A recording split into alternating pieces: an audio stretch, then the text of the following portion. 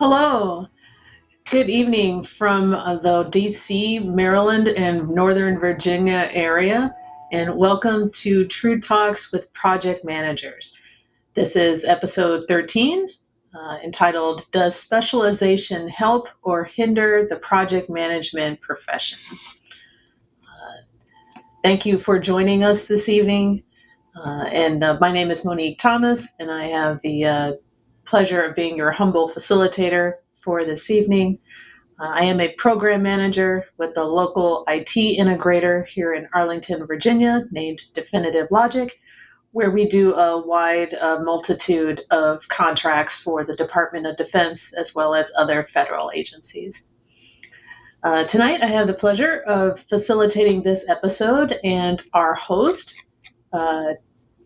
as well as but joining me for the show's crew this evening is our wonderful producer, Dan Stay. He keeps us all together here and makes sure that we don't make too many follow-ups during the live podcast. So my personal thanks to Dan. If you're watching us on YouTube, and I think almost all of you are, welcome. Please use the chat function to give us your questions throughout the show, and we'll make sure that those get to our host so that you can ask questions of both our hosts and our guests. All right, so tonight your host is Kendall Lott. He is the president and CEO of Empowered Strategies, as well as the creator, the founder, and the host of the PM Point of View podcast, which you can find on the PMI Washington, D.C. chapter webpage. He is also the co-chair, if you will, for the Washington, D.C. PMI chapter. And I will turn you over to Kendall in just a moment. First, I'd like to introduce both of our guests for this evening. First up, we will have Andre Vegetabile. Andre is trained as a systems engineer. He's got a wide variety of experience in various engineering fields, and he currently runs a joint program office for the F-35 fighter aircraft joint program office, where he does risk management, refines technical requirements, and other things. He does oversee their only program management organization within that joint program office. And he does a variety of things having to do with flight test instrumentation and flight test data, network infrastructure, and several other highly technical sounding things. So it'll be our pleasure to talk to him tonight. And our second guest is Mr. John Johnson. John is an assistant director at the University of Maryland, College Park, and the Project Management Center of Excellence. And there he does a great number of things as well, but what particularly caught my eye is he is primarily responsible for the massive open online course, which I just think is a real interesting name, but currently educates over 350,000 people worldwide. So that's excellent. But he's also teaching graduate course programs, all that, have something to do with project management, whether it's agile or predictive management. And he's also the co-founder of several types of initiatives that have to do with project management. So it should be a very lively discussion this evening about specialization and how it helps or hinders the project management profession. And I will be back at the end of the presentation to give you a few notes and talk to you about how to get PDUs and some upcoming events from both the PMI and PMI Southern Maryland and PMI Washington, D.C. chapter. So without further ado, let me turn you over to your host, Kendall Lott. Hey, Monique, thanks a lot. We're back again and again and again, me and you, and also PMI, WDC, PMI Southern Maryland, SOMD. Just curious, is there anything else on the horizon that these two chapters might be sharing soon? I don't know. Is there anything coming up? Yes, there is a very big project coming up soon. Thank you for asking about that. It is the DC, Maryland, Virginia 2022 Symposium, which will be on September 20th. And it will be up on an upcoming slide that I think Dan will scroll us all through later. So I'll be glad to talk more about it. And they can get hold of you to talk more about it. Yeah, Monique is actually chairing that for the DC side. I think Harry's up on it on the other side. So Harry's out there in the YouTube land listening. in tonight. And also, I got to make one correction. I'm not co-chairing with Danny Richards. She's in charge. She's my boss over at the chapter. You're going to get me killed or fired or both. So we're not going to go with that. So, but thank you for the introduction. So, okay, you tuberati out there, you heard her. We've got a chat set up. So use the YouTube chat if you'd like. Dan will whisper sweet nothings in my ear if this is a good question or even not a good question, but is one I should probably have somebody answer, or he'll just send me a chat on my own system here. So please use that if you need to. We do invite your input. And of course, at the end, you're going to want to take the survey so you can tell us what other topics you would like to talk about as we head into planning for, it's July, which means all of you PMs, you know what's happening, right? We're planning into the next year already for sure. So with that, let's talk about some specialization. Specialization, what is it good for? Well, from us who are generalists, absolutely nothing, except that that's not actually how the industry thinks about it sometimes. So that's what we're here to talk about tonight is what is the role of specialization and what does it mean for us? Harry picked this topic. Harry Zolkauer, as you heard from Southern Maryland. And it was basically boiling down to a couple questions. And I listened to it and I thought, I think what we're really asking is, what do we need to train for? And how do I get promoted is kind of how it ultimately boils out.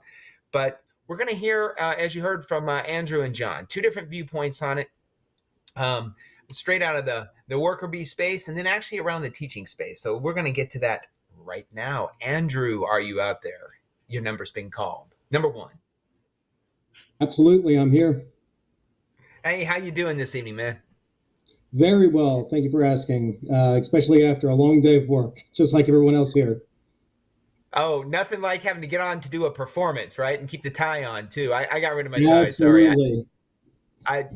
I'm totally COVID scared, so I took my tie off, right? So listen, I just heard from your bio there. Trained as an engineer who propagates RF signals and also propagated his technical skills right into the PM space, project and program management. So there you were coming on into the new space out of an engineering background. It looks like. Out of the fire of manufacturing, when I read your bio, into the or out of the pan of manufacturing into the fire of program management. How do you feel about that shift just in and of itself? You spent most of your career in manufacturing. Just emotionally, how do you feel about the shift? So from early on, when I was younger and I started off my career, just like many other individuals here listening, I had a desire to, propel myself in my career to try to excel as best as possible and find things that I was really interested in. And, I'm interested in a lot of different things, just not one simple thing. I've done a lot in manufacturing, done a lot in engineering. I spent some time as a technician as well, turning wrenches, and it was all fun. But most of all, program management really gave me the opportunity to take a look at the broader umbrella of how programs and organizations work. And that really gained my interest more than anything else. So there you were coming from that and you wanted to see that. What made you, what was the trigger for seeing that yourself to move from an area of relatively high specialization, right? I mean, you spent a lot of time having trained to be an engineer and to execute in that space, right? I mean, you were making things. So what was a triggering concept that made you think, specialist to a more program space? We're not saying that's the only thing to do. I'm just saying, what was your trigger to do that? A couple different reasons. So selfishly looking at career development, I recognized early on, I worked with a lot of smart individuals. So my former employer was in the industry. I'm currently government. My former employer was had a lot of smart people and still do working for them, where 1 in 5 colleagues was a PhD. I think I'm a relatively intelligent individual, but not nearly as intelligent as a lot of my colleagues. And I kind of recognized early on that if I wanted to excel in career development, I may not be well poised to continue down that path and work towards one and sometimes multiple PhDs. So I decided to do a vector check on my own career and evaluate my positions and say, well, engineering is nice, but there's this other thing over here called program management where I can not just talk to the engineers, but I can also talk to contracts folks. I can talk to legal, supply chain, manufacturing, and everyone else under the sun, and just kind of get that broader skill set developed.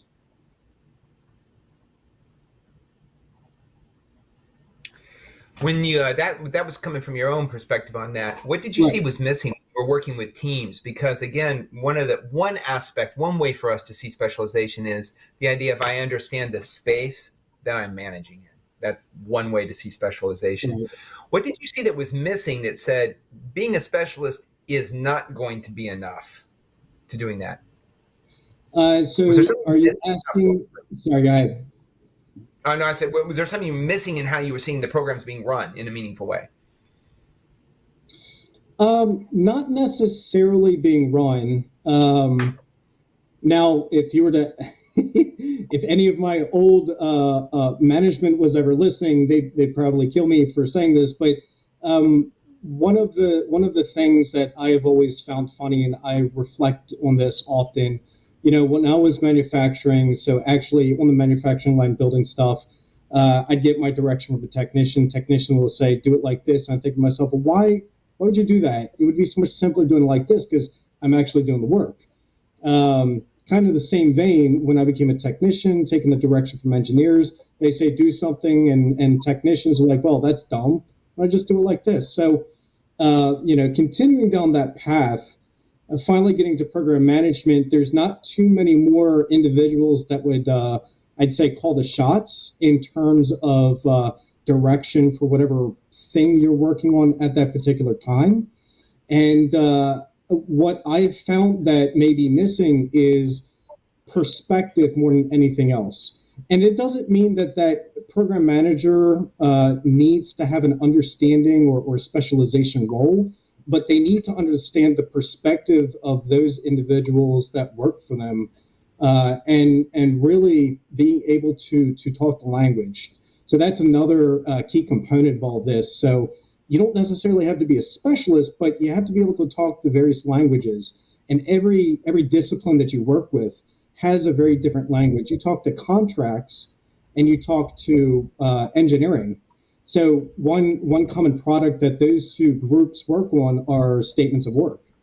And an engineer may have a specific set of verbiage that they work off of, where contracts has a very structured aspect based off of legalities.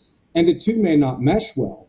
So then you would have a program manager to kind of bound the two languages together in a seamless transition, so that way they can have a very succinct statement of work. So are you finding the background you've had as a specialist informs your role in a meaningful way? Then, I mean, literally how you're doing work now. It does, but again, I'll go back to the word perspective. It's really about understanding the perspective of those individuals. So if I didn't have the background, for instance, I don't have a background in contracting, but I understand the role, I understand the legalities that they have to maneuver through, and I understand how they would describe situations to others, like an engineer, on why they can't list something in a cell. So the specialization helps. I'm not going to say that it wouldn't, but in the same vein, it's not necessarily having the background or spending years as an engineer. It's really working with your people, understanding your people, and understanding what their role is within the larger team. I find that interesting because that's definitely more of a management lens, just straight out from there. But understanding what role they have, it may help if you have a background in it. So in the program you have, I imagine you have a lot of different specialties and specialists. You just mentioned two right off the top, which is fundamentally contracts versus engineering. In the role that you're in, would you have found someone who had studied and was trained, certified in the space of procurement? Do you believe they would be effective in being able to work in the type of space you're in terms of learning enough of the engineering to do that lateral language, that interpretation between the languages you talked about? I'm wondering how much I have to know technical skills and then I go management versus perhaps an administrative type of role, a controlling or enabling role like procurement, and being able to work into that space. Yeah, Would that absolutely. Yeah, absolutely. So it definitely, the transition can definitely be there, and there's skill sets that can be leveraged from someone who works in procurement. For instance, one thing that I thought about specifically for the topic of the show was specialization in terms of the life cycle of a program and Oh whether or yeah. not a program manager would specialize within that life cycle. So you have production, you have development, you have sustainment. So you can certainly be a program manager that works in one of those specialized areas, and having a procurement background would certainly help out with production and being able to weave around the supply chain management issues. And within the larger DoD, there's a lot of laws and regulations that have to be maneuvered through. For instance, I remember when counterfeit parts came down. I mean, that was a massive undertaking by the industry to ensure that we didn't have parts that were sourced from outside the country in order to protect our own interests for the warfighter. So, having a procurement background and understanding those would certainly be a boon. Now, taking those skill sets and transferring them over to a development role would certainly help out in terms of just general skill sets, management in general. There's still items that need to be procured within development, although the stakes may not be as high because they may not necessarily be deliverables, but it would certainly help out. And I think the person that would be working over, the person that would be working from a procurement background in something like development or sustainment, I'd offer the same advice. You got to be able to work with your team. You got to be able to talk their language, and you got to be able to trust them. And my philosophy is this may sound funny, but I often tell my folks, I hope I'm the dumbest person in the room when we're in meetings, because otherwise there'd be no purpose for my team if I'm the smartest one there. So I got to be the dumbest one and be able to ensure that the smart people in the room who specialize in their roles can do the work that they need to do. So back to you then. What role do you play in that when you're the dumbest person in the room, as you say? What is it that you're going to be adding? And I want to get after the role of specialization in there. You're the translator? The translator and the decision maker and the risk mitigator. So more philosophy on my own background in program management. I firmly believe the ultimate role of a program manager is going to be risk and opportunity management. So being able to take the inputs, and I know we've all been there where you have one person saying this is really important, and then you have another person saying, well, this is more important than that. Being able to listen to those individuals. And again, it may be a language barrier thing where they're not talking between or they're talking past one another, being able to understand what they're saying, taking that information into consideration and making a priority call of when, what's the most important thing and what can be mitigated later on as required or necessary. One of the things I was thinking as you open that door to life cycle specialization, if you will, is, I'm not aware, or I certainly don't think of it in the way of I'm going to go and get a degree or maybe training, certainly not a degree, a graduate degree, or even a certification in one slice of life cycle. So this kind of market signaling that I'm a specialist and the knowledge of that space seems to be something difficult to do. Is it your thought that a path for PMs would be to specialize in a piece of the life cycle and use that as they develop their career and perhaps eventually be, across all of them? But is that a channel worth going up, or do you suggest a technical specialization? Or what would make that criteria meaningful? So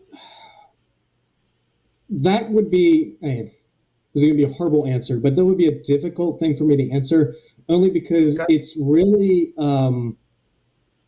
whatever you desire in your career. Would it be helpful to go one direction versus another if you were to get into program management? I'd say that, specialization into program management, so engineering into PM work, or engineer or going into production versus sustainment versus development. It's really keen on what the individual likes to do. I work in predominantly a development role only because I really enjoy the aspects of new items. Now, there's individuals out there, going back to the previous part of the conversation, that likes procurement or they come from that background. Maybe they want to work in production. I'd say that's really up to the individual and what they like doing. When you're working with the folks on your team, have you finding some of the specializations help them understand the bigger picture better than others?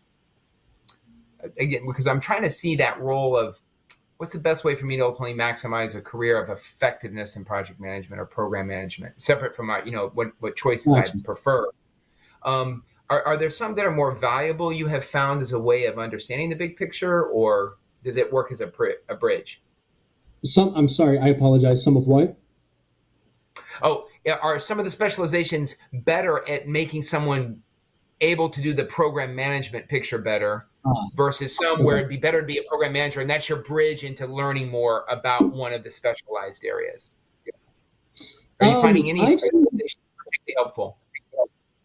So I've seen program managers across the gambit from all kinds of backgrounds. Now, because a lot of my career has been within the development realm and because I've worked with a lot of engineers, most of the background that I've seen with PMs has been in engineering. And I've seen them very, very successful. But there have been some. I can think of one individual off the top of my head that I worked for in my previous employer who didn't have an engineering background whatsoever. And he worked in production as a production program manager, and he was highly, highly successful. Probably one of the best program managers I've ever worked with. As a matter of fact, he taught me quite a lot of what I know. So it really doesn't matter what you're going into. The bridge from going to whatever you're looking at into program management, I'd say, is open to everyone.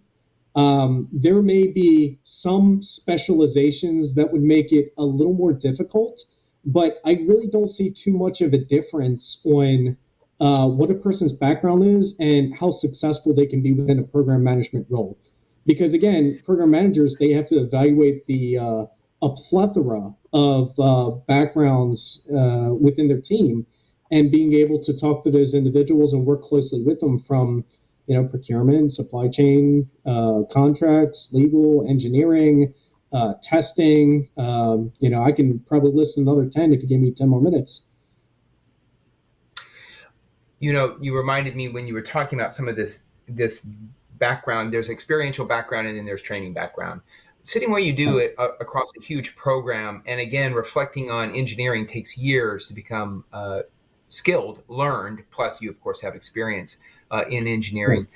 When you are hiring people or when you are managing people in your space or influencing the resource base in your state, in your space, in your account, in the work you do, how much does the role of certification or training in the non-specialty areas matter? How much does project management certification, program management certification, risk management certification, or lean or agile or any of these, how do these non-technical specialty certs or training affect how you see people's effectiveness or how they're moved along in the chain or where they're useful? So I can't speak directly about certifications per se, because a lot of the people that I work with are matrix to me, so it's not like I know their backgrounds. But what I'll say is, if they have that skill set, I mean, you happen to mention risk management, and it's really risk and opportunity management. Having the background in that, which I can only assume a certification would help boom that background, is heavily significant. Those only do nothing but help, and it helps grow a larger team. It grows the diversity of the team, and being able to have that to assist with all your colleagues only helps the conversations way easier than they are, or what they could be. Sorry.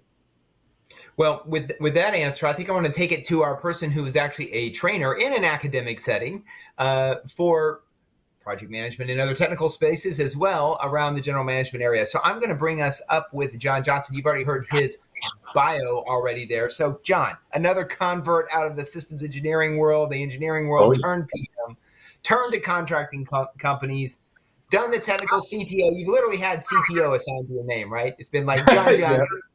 Right? Or is it Clay? Do I go by Clay or John? We're going to go with John. Oh my gosh. Wow. How much background did you do? That's incredible. No, I don't go by Clay. In background checks, man. Jeez. That's incredible. Yes, no, I don't go by Clay so much anymore, although a lot of my family call me Clay. I have no idea how you found that out, Kendall. But as I go by John or JJ, and I'm happy to be here to talk about it. And I definitely am happy to share some opinions about the benefits are, or potential drawbacks of being technically specialized as you move forward into your project management role, and whether or not you should continue to build that side of your personal capabilities and interests. So, well, we're bringing you in for that. We're gonna put you as a touchstone on the True Talks here, because your job is to your actual paid job is to train people and sell these courses and make them better and grow them up. Everyone heard it's not just certification, but you're actually in an academic institution, and you're with the Center for Excellence there. So talk to me here. What does it matter about training in this stuff, and in terms of becoming specialized in areas of project management?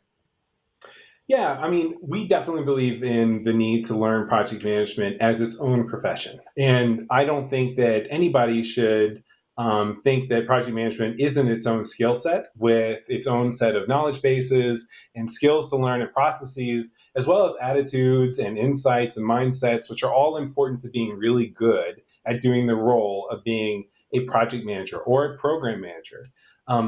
I think that the pendulum on specialization in areas of project management really depends on whether or not you are in large, complex systems, which require a lot of specialization because of the throughput requirements, the efficiency requirements, the demands of all the constraints and complexities of that role, such as if you are building F-35s. For example, that would be a good example of when you need to specialize potentially because things are so complex. But I know everyone should have a general base of understanding of good knowledge, a good project management, which includes, all of what was in PMBOK 6 and all of the principles that are inside of PMBOK 7. The thing that I would say is really interesting is that if you had asked me the question of, do I need to be a specialist of any kind, really, in order to do the job well as a project manager, let's say 5-7 years ago, I would have said, no. What you need is to instead be really good at managing and facilitating and being a facilitative leader and being able to ask good questions, be able to run the good processes. And to be honest, that would have been in vogue then, right? If we look at the progress and the interest, and really when Agile jumped, across the chasm into the early majority and just soaring, all of that was process. I mean, and that has really taken over the world. And now we see Agile project management as being probably as consistently used as predictive. Even in complex systems, we're seeing it more and more. And that is definitely focused on process. I mean, what is a Scrum Master other than the owner of the process? That's their definition. But what's changed and what the research has found is that you also need to be able to lead. And leadership is actually more popular as a course among academic programs than even project management fundamentals when it comes to project management degrees, which is crazy among GAC certified programs. The number one most common program among certificates as well as academic degrees is leadership. And leadership also has this dichotomy of service and process and environment development versus vision and leadership and direction. And when should you take the reins and when should you empower those who are really doing the work? And the answer that seems to be evolving now as we're getting more and more into it is that we need visionaries too. we don't necessarily want commanders and directors and those breaking the table. We don't want people who are being negative, but we want people who know what they're talking about and can, as we were just hearing earlier, see things from other people's perspective. Which, by the way, I think is another kind of intelligence. I was taking notes as we were talking about being the dumbest in the room. Well, on the multiple intelligence spectrum, being able to understand other things from other people in their perspective is definitely emotional intelligence. And being able to speak their language is cultural intelligence. And that makes you quite intelligent, just on a different scale than maybe what's measured in PhDs. Well, certainly I like that, because you just described Peace Corps volunteers. So everybody on this channel, like me, who might be a returned Peace Corps volunteer, it's all about the cultural adaptation and the language adaptation. So my brother was one too. I had no idea I should have been the project manager. Hey, listen, I want to be a certified visionary. Is that what you just told me we're supposed to be doing?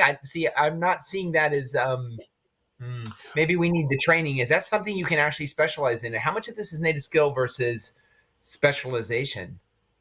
Well, there is definitely a certain advantage that some people have when it comes to being a visionary and into leadership. There's definitely been a clear evidence that there's a certain amount of head start, just like in playing an instrument, that a person can have. But everything about leadership is learnable, and leadership is the main role, I believe, in the modern project or program manager. If you take a look at what people say they do during their day, a day in the life of a program manager or a project manager, it's communicating with other people. It's being a leader. And so when we think about what does it take to be a visionary leader, I think that, it's kind of like, how do you get to Carnegie Hall? Practice, practice, practice. It's a lot of work. You can't just 9 to 5 it. You've got to put in the extra time to learn about the other people's roles, responsibilities, the technology that they're using to be at least able to speak the language so that you can talk with them.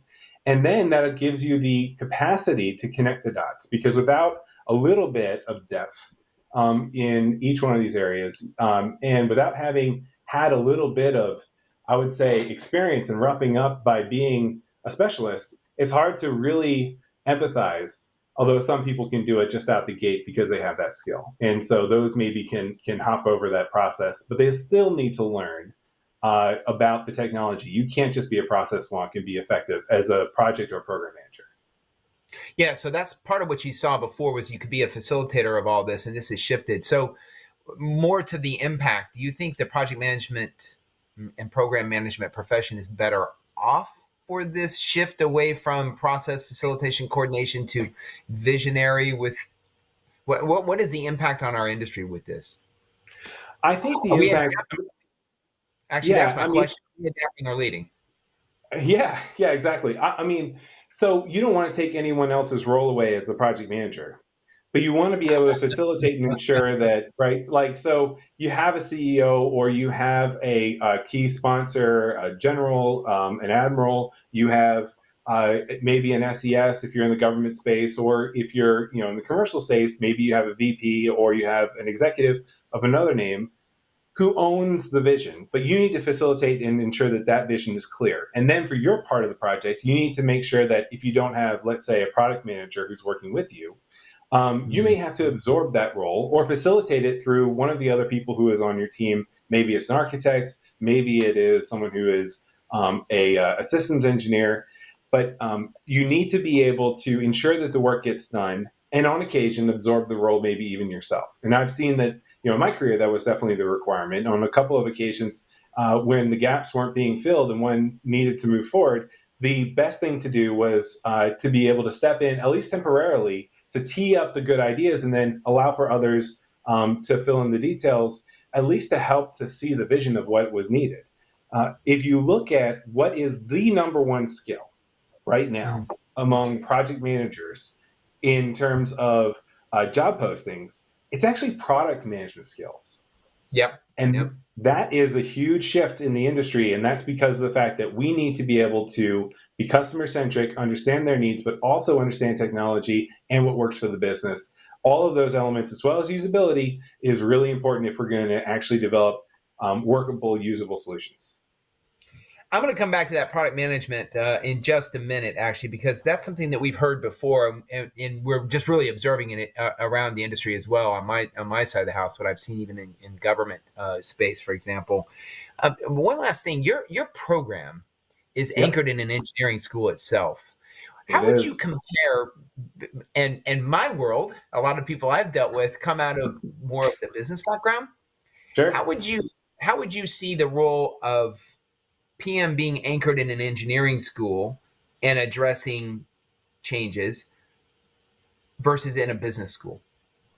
Is there a difference? Does it matter? Is it just going to be program specific, or is there something underlying how we are better project managers in the specialization of business practices versus engineering practices? Well, if you're an engineer and you meet other engineers, you can kind of tell right away. It's a stink you can't rub off. The thoroughness that's required to be a good engineer for a period of time in your career, I think, gives you the detailed-oriented nature that actually is key to being a great organizer, and completing all the work and following up on it. I think there's a lot of benefits that come to an engineering-grounded project manager. Not that you can't get that in other places. It's really required to be detail-oriented and to think in terms of models when you're an engineer, because that's what you're doing. Engineering isn't, by the way, for those of those listening who don't know what engineering really is. Engineering is not construction in terms of putting it together. It is the designing and modeling of what you're going to build, right? They are designers, they are modelers, and they think abstractly as well as in the details. And that I think is also the same skills that you need to be a good project manager. And if anything, we've learned that when it comes to running our projects or our programs or our organizations, we want to repeatedly improve these processes, which are themselves, what our business is, but they're abstracts of the actual work being done, and we want to improve them. So I think all of that gives us benefit to come out right out of the gate with that kind of a mindset. Now, one thing that you might say is to the detriment of being a specialist, especially a technical specialist, is that you've been, again, interacting with other engineers all the time. So you're so used to speaking in a way that speaks to engineers. And so you maybe haven't crossed over into other social worlds, as my good friend Dr. Bill Brantley would call it, in order to speak other languages and to do so in a way that isn't just from an engineering perspective. So you can get a bit of a chip on your shoulder and a bit of a groupthink that comes from being too specialized and too technical. So ultimately, developing all the muscles that you have in your brain when it comes to being able to think in detail in terms of technology, in terms of modeling, and in terms of emotional, social, and cultural intelligence, all those things are important, I think. And that's what's really special about being a project manager, and why I'm so attracted to doing this as opposed to being a CTO any longer, is because it requires a whole person. And that includes getting a little dirty and technical at times and specialized. Okay, so now you've blown my mind and confused me, and we're going to be lost. I'm not confused. Now I'm worried. I'm going to bring Andrew back on. Andrew, you out there? Come on in. Here's why. Yes. Here's what he just left me with. Oh, no, don't worry about it. You just have to, what would you say, cross worlds, according to Dr. Brantley there, cross worlds. Mm-hmm. I'm hearing now I have to have a constellation of specialties so that I can be a generalist, or maybe not even a generalist, so I can be effective in this role. That's a lot to learn, gentlemen. I get a little nervous with that. Now, I heard something from both of you, and I'm looking in a chat here. I see it as well. I heard two interesting words pop out that I want to tackle a little bit in our time left. One was this, really, are we talking product management now? And that's the one, when I heard you talking about life cycle, Andrew, I start thinking product management, mostly because I don't know anything about it. So I'm always like, oh, yeah, that's that big life cycle of things there. And then, of course, John's brought it out as well. So let's talk about product management for something. Andrew, you've kind of come from that background as well. Is that an area that you're seeing more knowledge needs to be had, and that's why we see the role of specialization needed within like life cycles or pieces? Is it the product management emphasis you see? Do you see that? No, I think a good point was actually just brought up right now with regards to processes. So, and I think that may be kind of the underpinning of the conversation here. So when you're talking about generalization, and we keep on going back to engineering, right? Engineers follow a very strict process in order to do whatever it is that they need to do, whether it be efficiencies doing Six Sigma or development and going through the development life cycle of SRR, CDR, PDR, the setter events or some other process. They are process oriented, just like program managers are. So I don't think. I don't necessarily think that it really matters that much, to be honest. Only because as long as you have the understanding of those underlying processes of what you're going to, I really doesn't think it matters. Sorry. So can I disagree? I will disagree. Please jump in. Sure. So I think that one of the biggest issues that I have found is that when you don't have enough information and context about what's going on in terms of what's being processed, such as evaluating, let's say, a test plan, it's hard for you as a project manager to review those or to ensure that that the quality is there in the work and that all the questions are being answered and that it's comprehensive. To ask good questions requires some grounding in the material in which you are dealing with. And I think that it's a responsibility of the project manager not to show up and say, well, my job is simply to run the process. But it's actually a responsibility for them to learn about the work that the others are doing, to understand their needs and concerns, and be able to evaluate, at least to be able to ask good questions and poke at, is this actually true? Is it quality? Am I getting a good representation? Without relying simply on the process. I think it's very important to know what you are managing to some level if you're going to be effective at it. Otherwise, you can be played. Oh, there we go. You can be played. Yeah, I don't disagree with that, but I still disagree with the argument only because the role of the project manager is to learn as well. So yes, you don't have to have that specialization background as long as you can learn the existing material you're working with. And again, going back to asking the right questions, as you alluded to earlier, you have to ask the right questions based off of, the folks that you work with. And to some degree, you have to have a level of trust with your team. So I'll kind of hammer back on that to rely on them. If the individuals you're asking the questions to, the directing questions to, if you feel that, there may be some missing context there, look to your left, look to your right, look at your team, the team members to help fill in those blanks. But that's a learning process in place, not necessarily a background. Yeah, I couldn't agree more about trusting and working with the team. What I'm thinking more along the lines of is whether or not when you're working at scale, you are able to assess that you're getting the quality that you need and that you're asking the right questions. And that there are times at which you need to be careful about the fact that there are competing objectives in an organization, and you need to ensure that you're being a good steward of the resources that are being kind of put under your care as a program or project manager. But I think that it's also very difficult to have a really solid foundation in understanding and empathizing with those who are in your program unless you've actually really done the work. And I'll give you an example. When I was working over at IBM as part of a large scaled up team, I had to learn very quickly about technologies I had no idea about. Talking about cloud computing, big search, big data and search technologies, a lot of which was cutting edge back in 2015 when we were doing it. Without that knowledge, I don't think I could have been nearly as effective and earned the trust of my team, and also have been able to engage in asking the good questions to ensure that, in the room full of a couple architects, that we aren't engaging in groupthink, that we aren't expansively thinking about the other impacts on the other teams, because people get myopic and they get very discipline oriented, and it's our job to be project oriented and to ensure that we're all seeking to solve the problem of the goal and not optimizing for our own discipline.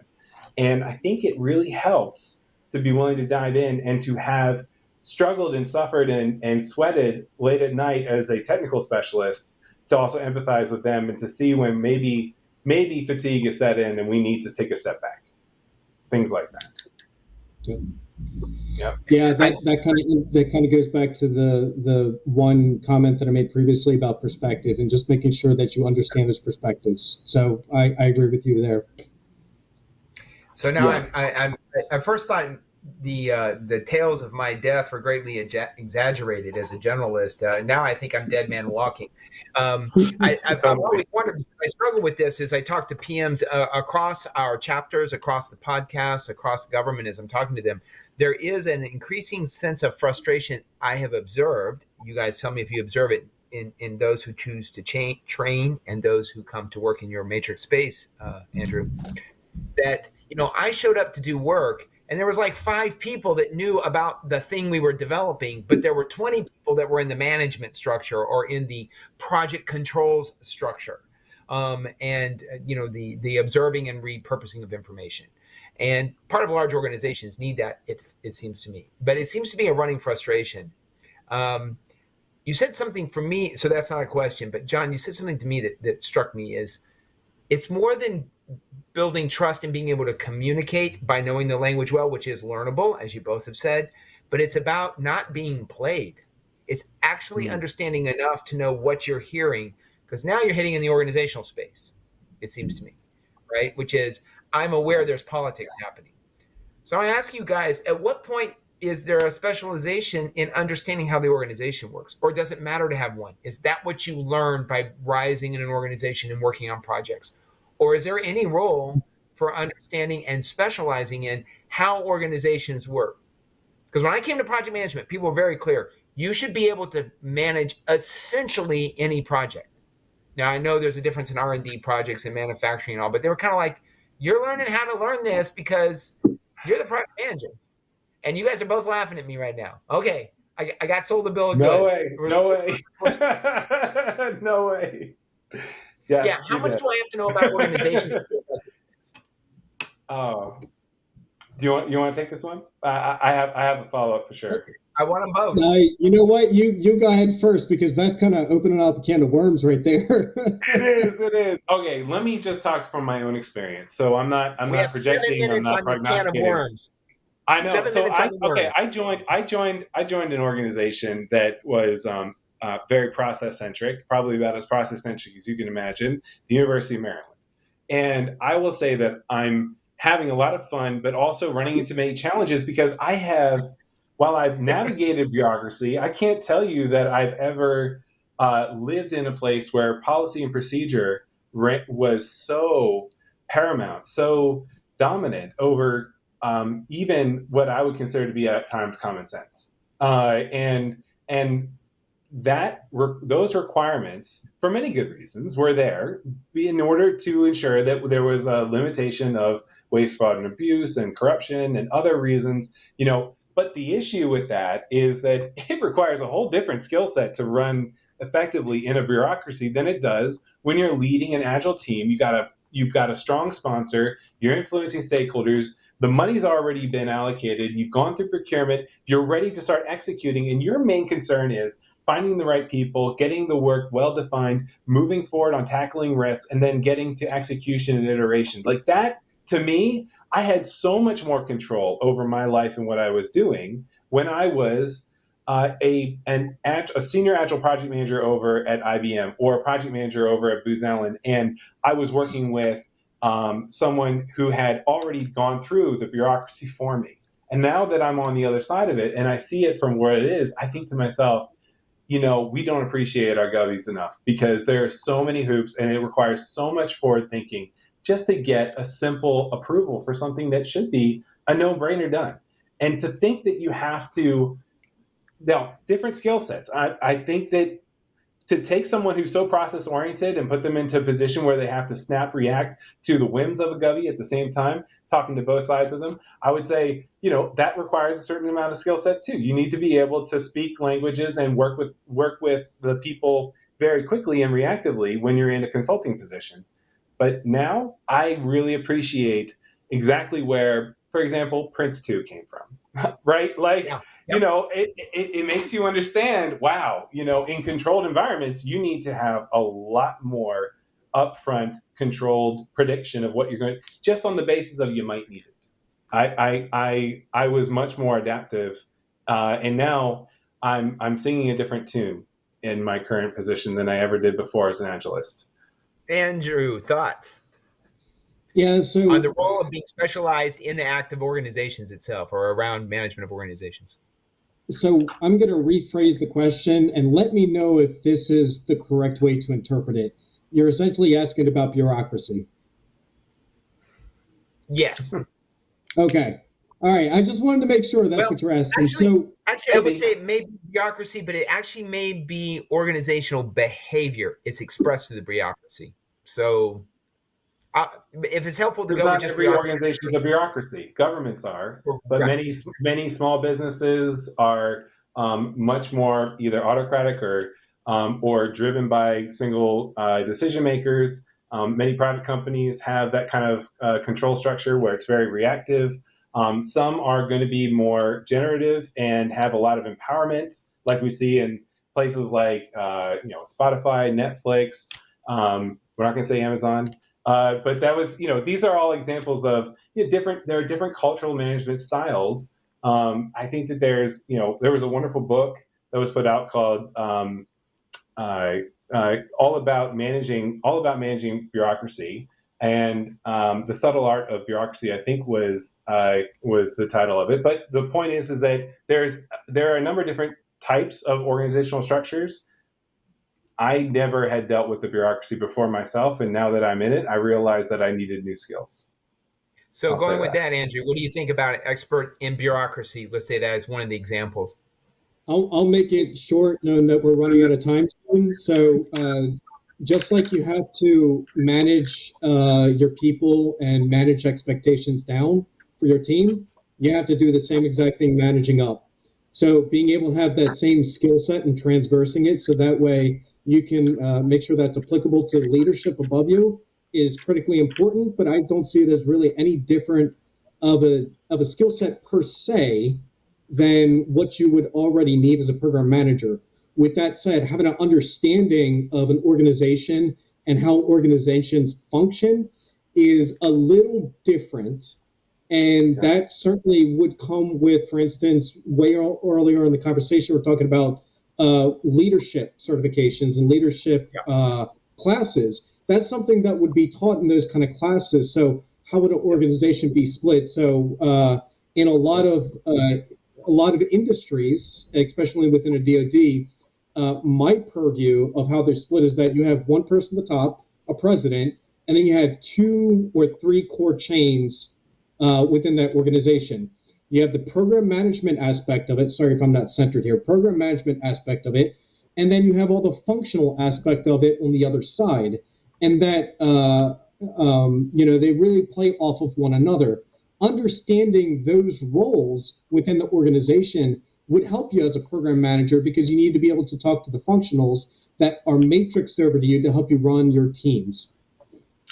Well, we would call that a strong matrix organization, and you're right. In a strong matrix organization, that's exactly how we would be organized. But I'll tell you that we have weak matrices inside of colleges and universities, and we have really projectized teams inside of consultancies, right? And so I think in all those skills, and I agree with you, there are some fundamentals and principles that work in all environments, no doubt. But you have to change in terms of how you manage risk and think about your planning and the degree of planning, I believe, depending upon how your organization itself operates and manages risk and planning and resource allocation. I mean, some of that's super bespoke, and that's the reason why we have people who have been around in the organization for a long time are worth their weight in gold. I have 1 or 2 on my team. I'll call out to Kathy Frankel, who's amazing and puts together our symposium every year. Little plug there, but it's a great experience, and we couldn't do it without her. But she knows how to get things done at Maryland, and because of that, it's great every year. I have seen her work, and others can't match it with a candle to a bright spotlight. It's amazing. It's a big difference. So tonight's episode is about symposium plugs. So there were two right there. So we're good to go on that. So I'm glad that happened there. So what I pulled out of that, by the way, is something you said earlier, John, was an undergirder for this is we probably ought to specialize in terms of become very, very skilled at and probably get the right training and therefore certifications in whatever is paramount in the organization you're in. Whatever their viewing is, really the issue is there is a requirement for a focus. There is a requirement to signal that you have that. You have to be able to speak the language of what's relevant. So whatever that organization finds is paramount. Earlier you said we keep talking about or engineering organizations. You just made a reference to University of Maryland that their process-centric was paramount, the ability to do that. Whatever's paramount may be what we need to specialize in. So I thought that was interesting. So I've got two last little pieces, but we're running out of time here. I think you both flagged the other piece that I wanted to mention, and maybe it's a new webcast here, which is the role of procurement. Procurement used to be one of the pieces that was always in the PMBOK, and I think you were hitting it as a key element of the language and the type of world that you've come out of, Andrew. And we also know it's an area that, in fact, our teams are now in so many ways a blend of different types of teams where we have to procure other services or goods from other pieces. I talked to an enterprise architect at a large tech firm, and I asked her, enterprise architecture, you've got all this technology. He said, no, my main thing is validating the subcontractors we bring in to support our internal systems, that they know what they're doing and can plug into us. It's actually a procurement function. I thought, whoa, never thought of it in that context from an IT perspective. So I think that's something we might want to tackle. We heard a question from the field here, which is putting a direct point on a question. There you are managing a team. What are the roles of the SMEs you need to have on your own teams? The subject matter expertise that is needed that you have to manage with. Because I think there's multiple ways to get in there. So is this itself a difficulty? How do you guys view the role of those kinds of experts that are within your team? Cherished. No other word than that. I cherish Kathy my was sleeves. The expert in the UMD's paramount skills, so she was cherished. Yeah, absolutely. So, my subject matter experts, I work with a multitude of them. They really are just the core part or the core aspect of the team, and they're my trusted sources. So, earlier in the conversation, we were talking about, hey, how do you make sure that person isn't going to game you?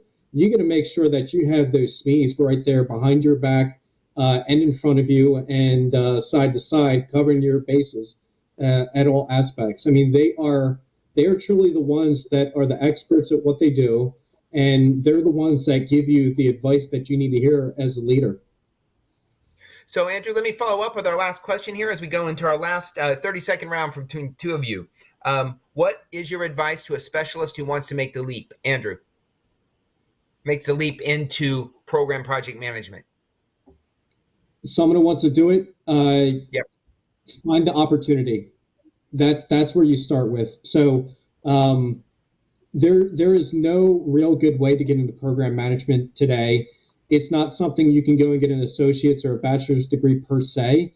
You can come from a business background, you can come from an engineering background, but find the opportunity, talk to people, and take leaps of faith, even if you're not comfortable with those positions, so you can learn things and just springboard from those.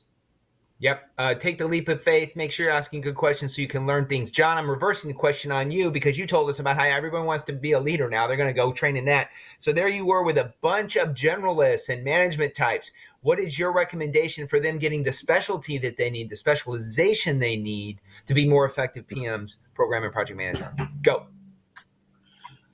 I would say the number one thing is to be a lifelong learner and to go out and get all the free and available resources that are out there right now in order to learn and be able to speak the language and be able to cross over those worlds you need to cross over, because you will be dead if you can't empathize and connect with the people on your team and build the relationships that Andrew is talking about. I think that requires you to really appreciate the work and to have the ability to speak the language of those people that you are trying to lead. And if there's great places to go, edX.org, epm.umd.edu. We've got you covered. But I was going to say, would any of these be massively online open courses by any chance? They would be massively open online courses, and that's why we are educating hundreds of thousands of people, and it's free. I mean, we're not making money on free. So we have this. It's a fantastic place to go. I highly recommend it. I give a little bit of a presentation every once in a while about how you can be happy, healthier, wealthier by continuous learning, because the evidence is there. And so there's plenty of studies by McKinsey and others who have identified this as being the critical skill for continuous upward mobility, especially in roles like Andrew is in the program manager. So just don't stop learning. And you need to be curious. If there's anything that can tackle the problems that are in front of you in a leadership role, project, program, product, portfolio, it's being curious and wanting to learn more. And if you do that, you won't go wrong. Gentlemen, I want to thank you for casting some light into the future of PMery around us and for your time tonight. And I like what you said about being curious. So everybody out there listening in, as you're about to sign off here, be curious, keep showing up and listening for things that your chapters have to offer you, including things like the webcast and True Talks with PMs.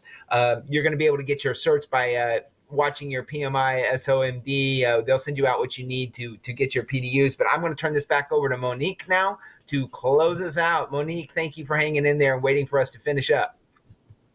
Oh, you're totally welcome. And a big thank you to you, Kendall, and Andrew, and to John. It's been a really interesting discussion this evening. Just before we close out, just a couple of administrative notes. Here on the slide, you should be soon seeing some upcoming events for PMI Southern Maryland. To call out two in particular, on August 19th, they are doing a Bauer Bay Sox game get-together there, and then it looks like they're also offering an opportunity to meet their board as well as some fireworks, and that starts at about, I think the game starts at 7:05. So please contact PMI Southern Maryland to get registered for that.